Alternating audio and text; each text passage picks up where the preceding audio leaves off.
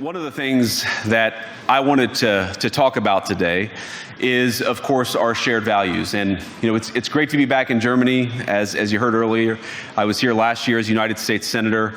I saw Foreign Secretary David Lammy and joked that both of us last year had different jobs than we have now. But now it's time for all of our countries, for all of us who have been fortunate enough to be given political power by our respective peoples to use it wisely to improve their lives. And I want to say that, I was fortunate in my time here to spend some time outside the walls of this conference over the last 24 hours. And I've been so impressed by the hospitality of the people, even of course, as they're reeling from yesterday's horrendous attack.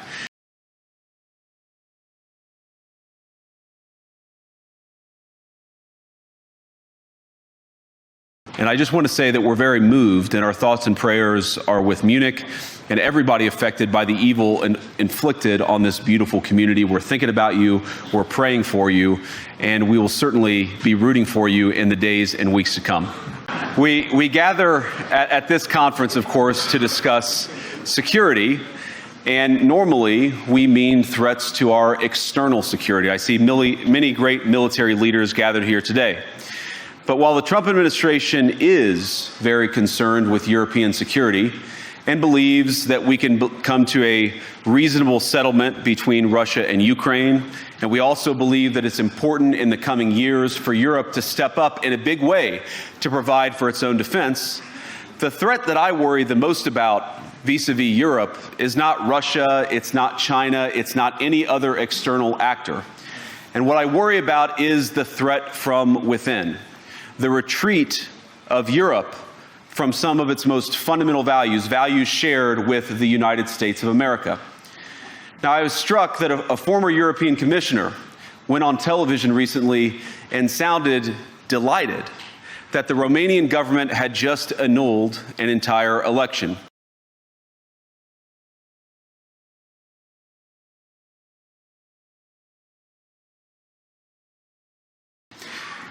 Now, these cavalier statements are shocking to American ears. For years, we've been told that everything we fund and support is in the name of our shared democratic values. Everything from our Ukraine policy to digital censorship is billed as a defense of democracy. But when we see European courts canceling elections and senior officials threatening to cancel others,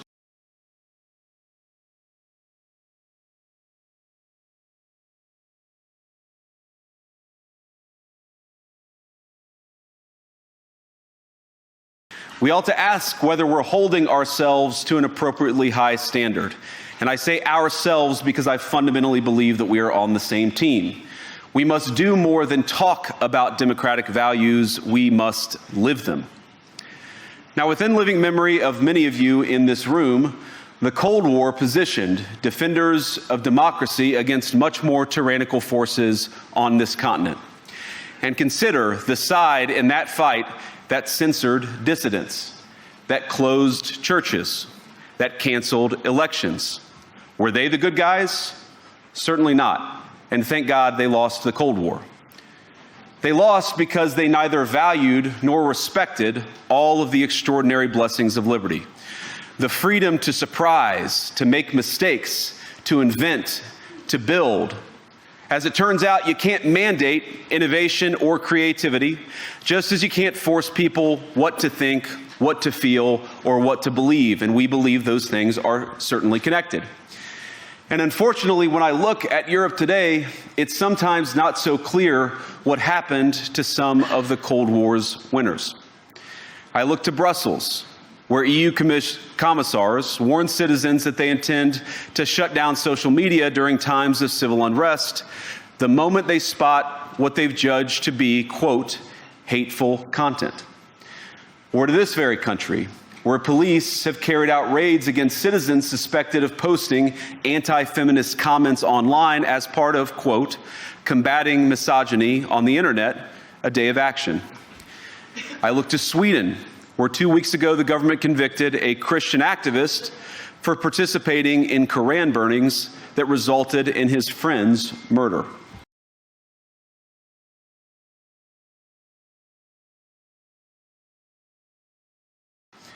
And perhaps most concerningly, I look to our very dear friends, the United Kingdom, where the backslide away from conscience rights has placed the basic liberties of religious Britons in particular in the crosshairs. A little over 2 years ago, the British government charged Adam Smith Connor, a 51-year-old physiotherapist and an Army veteran, with the heinous crime of standing 50 meters from an abortion clinic and silently praying for 3 minutes. Not obstructing anyone, not interacting with anyone, just silently praying on his own.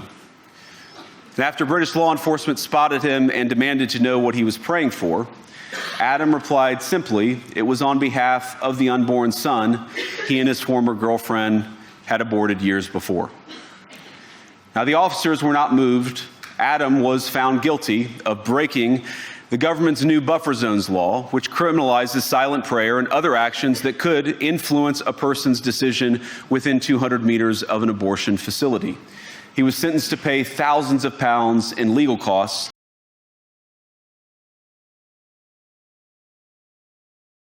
to the prosecution. Now, I wish I could say that this was a fluke, a one-off crazy example of a badly written law being enacted against a single person. But no, this last October, just a few months ago, the Scottish government began distributing letters to citizens whose houses lay within so-called safe access zones, warning them that even private prayer within their own homes may amount to breaking the law. Naturally, the government urged readers to report any fellow citizen suspected guilty of thought crime.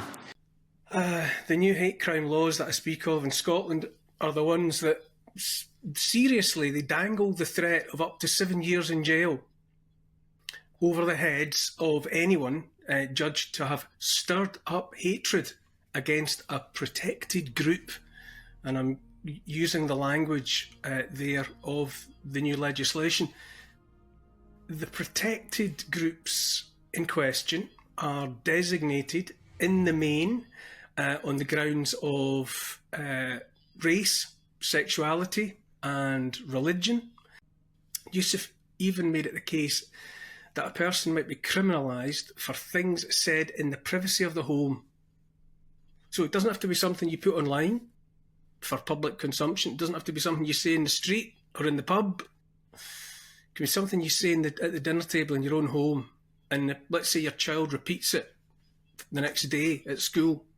You could get a knock at the door from the authorities.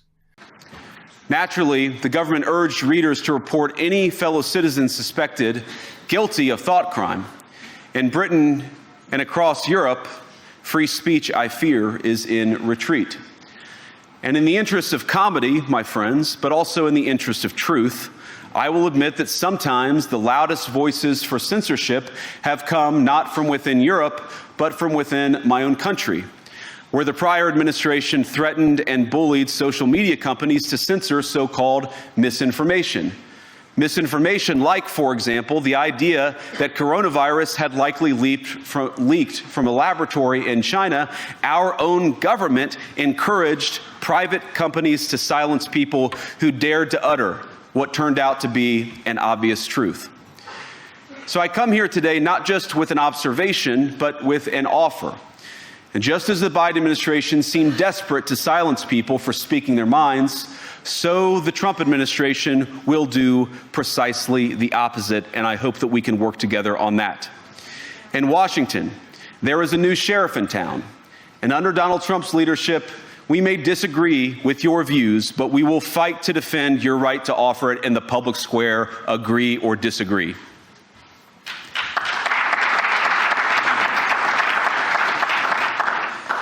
Now, we're at the point, of course, that the situation has gotten so bad that this December, Romania straight up canceled the results of a presidential election based on the flimsy suspicions of an intelligence agency and enormous pressure from its continental neighbors. Now, as I understand it, the argument was that Russian disinformation had infected the Romanian elections. But I'd ask my European friends to have some perspective.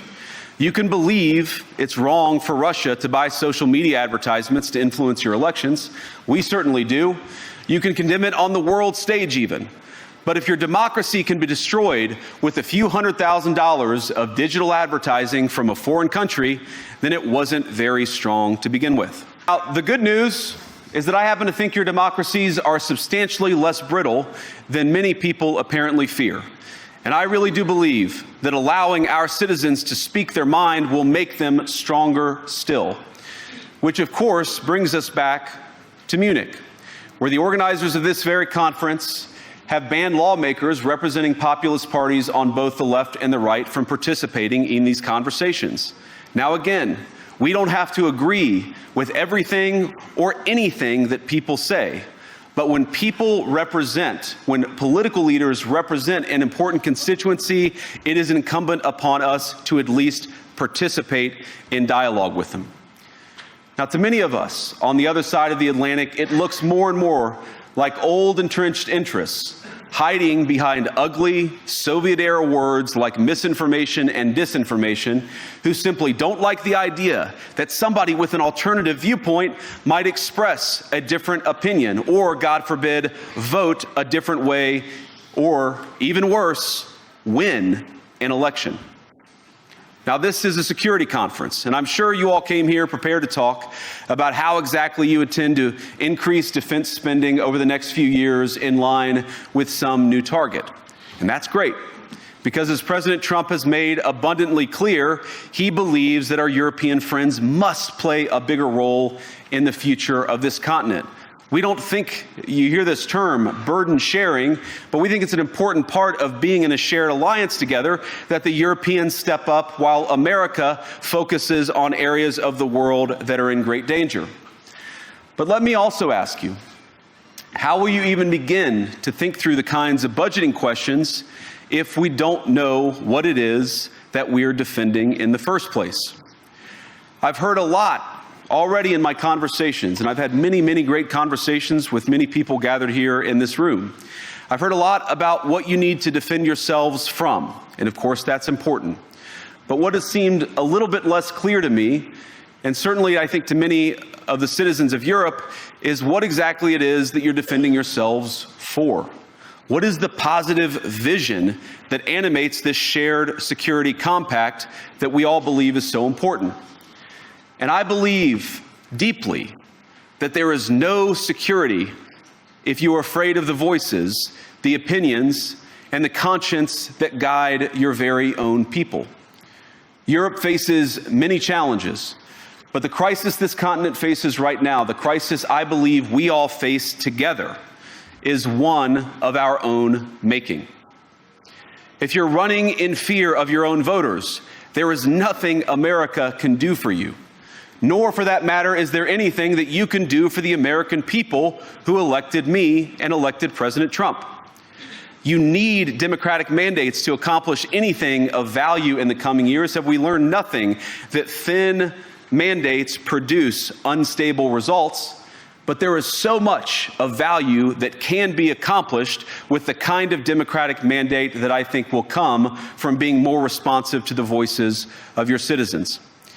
If you're going to enjoy competitive economies, if you're going to enjoy affordable energy and secure supply chains, then you need mandates to govern, because you have to make difficult choices to enjoy all of these things. Now, you're under arrest in relation to incitement.